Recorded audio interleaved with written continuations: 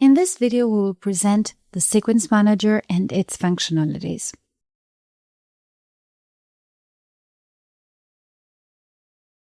The Sequence Manager is always on top of the upper right edge of the design area and provides a graphical representation of the design's order and an easy way to change it at will.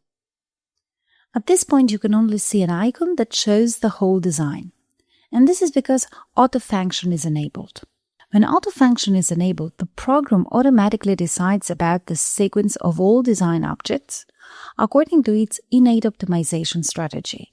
So you practically leave all control over the sequence to the software, which uses its intelligent mechanisms to find the optimum sewing sequence.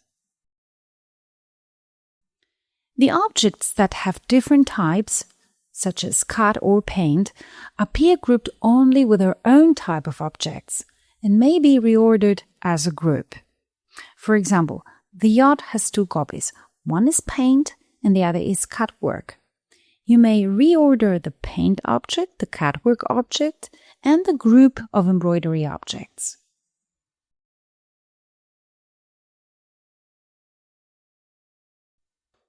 You can only specify some optimization preferences to guide the software on how you want the design to be embroidered. This is explained in detail in a separate video. But what if you want to take control over the whole sequence yourself? You can simply disable the automatic optimization by pressing the Auto button on the standard toolbar, and in place of the Auto button, you now have one called Manual. So you switched into manual mode, and if you look now at the sequence window, you can see the individual shapes of the design. Now you can click on any icon and drag it to any position you like to create your own sequence. Next to each sequence icon, you can see a numeric value which represents the position of this design part in the embroidery sequence. The objects positioned higher in the Sequence Manager are those that will be embroidered first.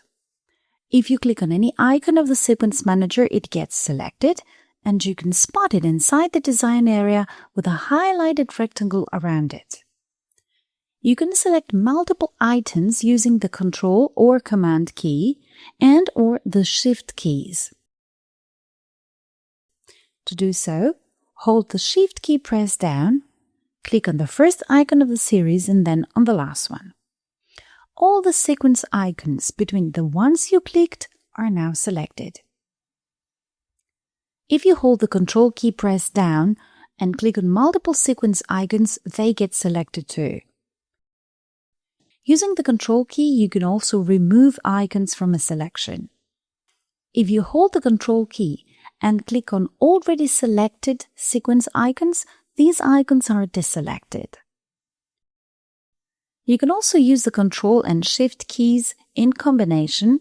That is, if you select a series of sequence icons using the Shift key and then hold the Control key pressed down, you can add other non-sequential icons to the selection or remove selected icons from the selection.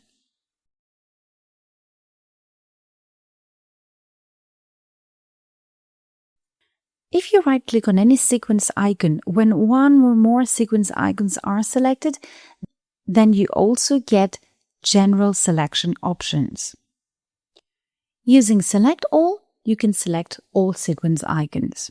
Using Select None, you can deselect everything.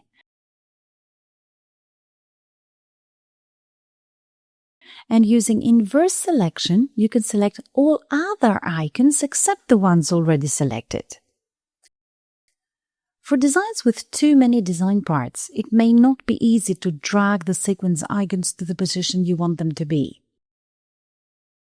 In such case, an easier way to move one or more selected sequence icons is to scroll up or down to the direction where you want them to be.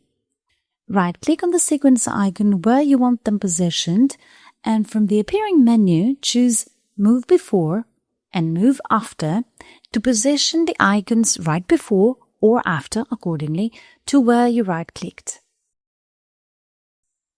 Additionally, if you select non-sequential icons and right-click on any of the selected icons, you have the option that is called join together, to bring these sequence icons one next to the other. The icons will then be moved next to the icon you right-clicked upon. On the right-click menu, there is also the option to reverse the order of two or more sequence icons.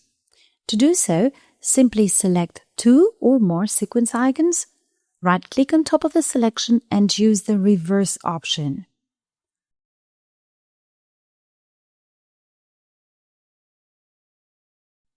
When the sequence is set to manual, one more icon appears on the title bar of the Sequence Manager.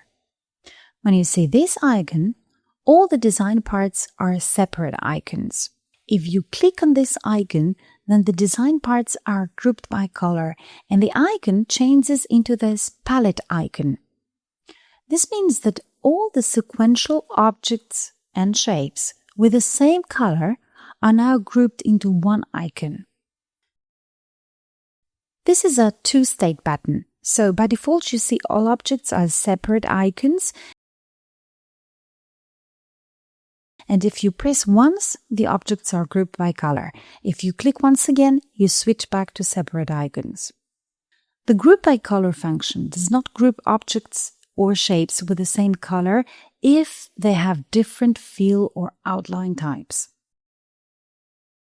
When the sequence icons are grouped by color, then next to each icon you see a series of numeric values.